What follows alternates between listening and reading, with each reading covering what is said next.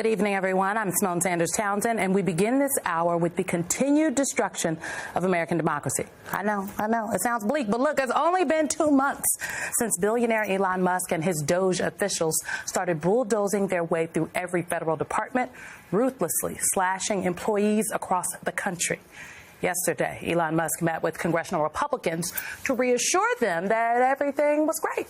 Amid voter anxiety over those sweeping cuts, Musk and Republicans tried to map out a path to make all of these changes permanent and impervious to legal challenges. Did he say anything to some of the concerns that he needs to slow down, take a little bit more of a cautious approach? No, I mean, I encouraged him to go as fast as possible because we're going to lose our guts. 100, 150 days. This bunch is going to... oh, man, that's cutting into my... What Congressman Tim Burchett is cheering on, let's just be very clear, are mass layoffs, including reports that the Department of Veteran Affairs would terminate 80,000 employees. Congressional Republicans, along with President Trump and Elon Musk, are facing growing resistance across the country and in the courts. These actions are, in fact, wildly unpopular, which probably explains why Musk is reportedly unhappy and doesn't like taking the blame. The tweets would like another word. This afternoon, President Trump made quite a show of coming to his defense and explaining to the press and the public that it wasn't Musk who was directing things, even though Musk really is. So I had a meeting, and I said, I want the cabinet members go first. Keep all the people you want, everybody that you need. Elon and the group are going to be watching them. And if they can cut, it's better. And if they don't cut, then Elon will do the cutting. Well, the New York Times is reporting that cabinet members have been privately concerned about some of Elon Musk's actions and have voiced those concerns to White House officials. This vague proclamation, which is more performative than factual, came shortly after Trump announced that he was suspending new tariffs on most imports from Mexico and Canada until April.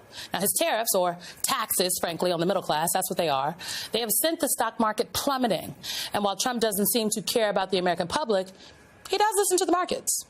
Joining me now is Republican strategist and Msnbc political analyst Susan Del Percio, former SD&Y civil attorney Maya Wiley. She is now the president of the Leadership Conference on Civil and Human Rights. She was almost the mayor of New York, but that's another story. And Paul Brykoff, who's the founder and CEO of Independent Veterans of New York and the host of America, and the host of Independent Americans podcast. Paul, I'm actually going to start with you because I laid it out for the people. Elon Musk now doesn't want to take the credit. I don't even think the president wants the credit. They're trying to push it off to these cabinet secretaries. And one of the most, I woke up this morning, I did Morning Joe, and I was like, not the veterans, not the VA. What is going on? Well, we said it before we went live here. This is a unique bull, right? I mean, it is outrageous, it is despicable, and it's predictable. We knew they were coming for the VA. And they've been working their way down the federal government. It started with generals, then they got to trans people. Now they've come for veterans. They're going to come for teachers. And veterans hold a very sacred space in this country. And I think what they're failing to appreciate is 83,000 people who are laid off are going to be 83,000 pissed off Americans who start protesting and start pushing back and start organizing. And really, I think what's going to happen here is the patriotic purge from the Pentagon to the FBI is going to become a very important core of the opposition, a patriotic, nonpartisan group of people who want to serve their country and think this is wrong, and especially the way it's gone down. Right? It's one thing to fire people, but to fire 83,000 people who are, many of which are veterans, like you don't care, and to treat them so disrespectfully, that's where I think they're really crossing a line that's going to come back to bite them. I mean, I would not disagree. I think, and again, the president, I think, is responding to the markets, but also Republicans, frankly, within the party, whom I know, and a bunch of my colleagues from NBC News on Capitol Hill have talked to folks. I've been talking to folks. They're calling the White House and privately being like, WT, you know what. Donald Trump signed an executive order today that would make it expensive to challenge the legality of all of his dubious orders. I want to play this down because I'm confused, Maya, but maybe you can clean it up for me. This presidential memorandum would order the Department of Justice, its litigating components, to seek those injunction bonds whenever someone tries to challenge our policies in court, so that when they end up losing in court, and we believe that they will end up losing in court, that they can be held financially responsible for the disruption to federal activities that their actions have caused. What? Well, let's just make a couple of things clear.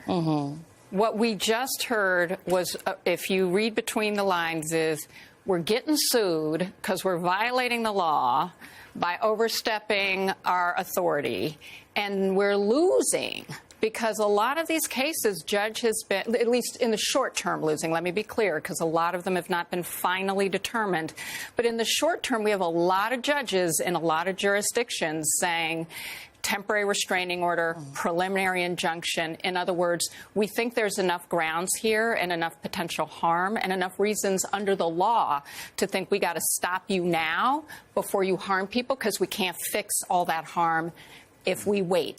And so what they're really trying to do is say, we are telling you that we're going to do yet another way of weaponizing the Department of Justice by directing them to make you afraid to file the suit in the first place, or to try to make it more expensive for you. So even if you're not scared about the price tag, we're going to tell you that we're going to do everything in our power to make it too expensive. But it's not going to have the impact. We need to keep this in mind. Judges don't have to agree just because the Department of Justice asks. A judge can say, yeah, there is no reason why I would institute an injunction bond. But all it is to say, if you don't, actually, when you're in injunction, you're putting up money against what would be a frivolous case and what would cause financial harm. Hard to say that the financial harm to the government of the United States of America requires us to prevent people from vindicating their rights. What's so funny about that is that it reminds me of Donald Trump when he was a builder and would basically let people... Come on, Susan. Right? Like, he would say, go ahead, sue me, let's go to court. And he tried to outlast all, especially the mom and pop places that did work for him. And he just knew the longer he stayed in court, the more unlikely he would have to have someone suing him, which you fast forward, as he knows, the more you stay in court, guess what? The less they're going to be able to come after you. They may wear them down, and then you get to become president again. I think this is a really important point, and what we have to add to it is one of the reasons why this isn't going to quite have that impact is because we're talking about unions who are bringing these lawsuits. We're talking about nonprofits whose very existence is to bring these lawsuits, to vindicate the public interest. Talking about AFG, Democracy Absolutely. Forward. And we're talking about a lot of people with protected status, like disabled veterans. Yes. So, DEI?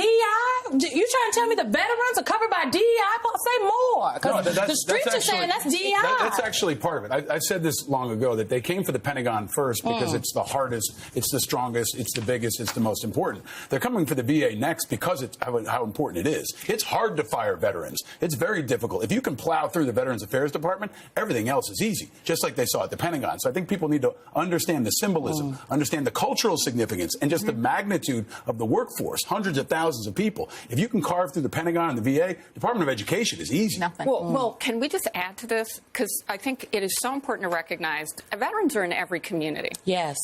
Veterans look like everybody. Veterans are people who have emigrated to the U.S., believe and want to fight for the United States of America. So everything that they're coming for, but also veterans are people with disabilities. They have come to attack civil rights laws, and diversity and equity and inclusion includes accessibility. We are talking about veterans when we are talking about accessibility. When Donald Trump claimed that we had an airplane crash that took 67 souls, including of military service members, who did he attack? People with disabilities. So there's nobody who is safe from being victimized by an effort to say, I just want to be king. This is from the Washington Post on veterans. Roughly 6,000 veterans have been laid off in recent weeks by the U.S. Doge service, according to federal data compiled by Democrats on the House Appropriations Committee. Veterans make up about 30% of the federal workforce in every department. And then you've got the VA Secretary, Doug Collins. This is what he had to say today about more cuts. Now, we regret anyone who loses their job. And it's extraordinarily difficult for me, especially as a VA leader, and your secretary to make these types of decisions. But the federal government does not exist to employ people. It exists to serve people. But we'll be making major changes, so get used to it. I I was on with I think I was on Morning Joe this morning, and I said it's been a long day. I was there. Okay, different outfit. I saw you. And I made the point that this administration, unlike any administration before it, including the first Trump administration, does not believe that the government should work for people. They actually believe that the government is excessive, and their ethos, if you will, is about they want to dismantle the administrative state, that is the government, the bureaucracy, whatever they want to call it, because they don't believe in it. They are intentionally trying to break it. Do you agree with that? And I think, Susan, that's not a Republican thing or a Democratic thing. Republicans and Democrats have had differentiating views about what the federal government should be doing. But I think everybody at least was like, well, we want to have one. Right. There are services. I think everyone could agree there are services that government should provide. Now, there are legitimate questions to ask, like what is the purpose of government? And that has been changing on a partisan divide over time. You know, you have to ask yourself, is the purpose of government to make sure everyone has a college education? That is a valid argument to have. It may be government's purpose to make sure everyone can qualify, that they get the high school diploma, but should they all have a college? Again, you may want them disagree. to. And people can disagree, because I do. I understand, but I'm just saying, like, you have to decide what the purpose of government is. And the way they're going after the cuts is what's so... It doesn't make sense. It shows how little they know about what government does. You talk about 83. It makes sense if they want to tear it all down. But by the way, we talk about like 83,000 people out of work. Well, guess what? They also have families. So that's 83 times parents or siblings or spouses or cousins or uncles. There's a lot of people who are going to get very angry over these cuts. Can I just throw something on the table? There's just one more thing that's really important, that whether we're looking at veteran affairs or just across government, a lot of veterans, as you know, Paul, they go from active duty, and when they retire from active duty, they look for jobs in the government, and they are right now considered probationary. So they got hit in that first strike, probably the heaviest out of any group of folks. I want to play this sound about Medicaid cuts and Medicare potentially coming from Rick Scott, and then I want to have you both respond on the other side. This is Rick Scott today talking about they're going to cut Medicaid.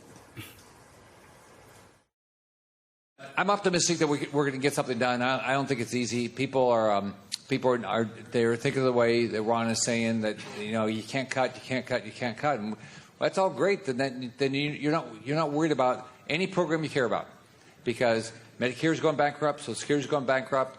Inflation can't go away, interest rates can't come down. So my belief is it's all going to. We're going to have to do this. He's going to have to feel some pain.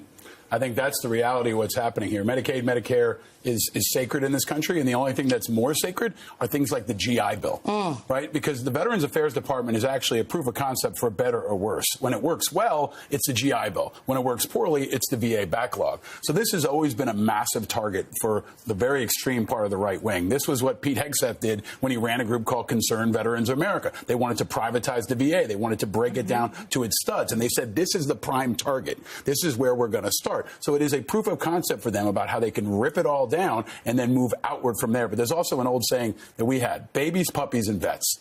You don't mess with babies, puppies, and vets. And when you do, there's nothing less popular in American politics and in American culture. And Rick Scott, Elon Musk, and Donald Trump are going to find out, especially when they start protesting at Tesla dealerships. So can I just say, babies and vets are on the chopping block.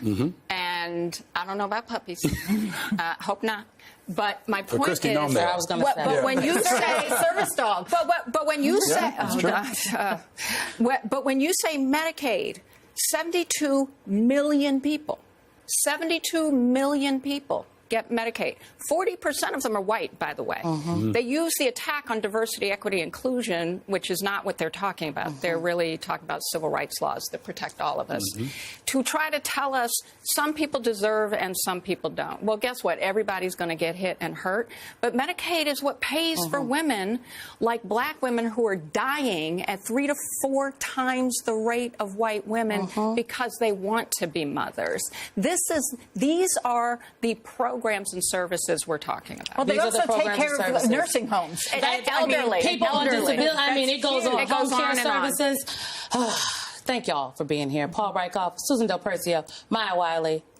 Hit the nail on the head, folks. Coming up, Republicans, they are clutching their pearls and they are preaching decorum after Trump's address to Congress, yet they are, let me check the notes, they are silent after House Republicans called a sitting congressman an illegal immigrant. That's a quote. That Congressman, Adriano Espaillat, joins me after the break.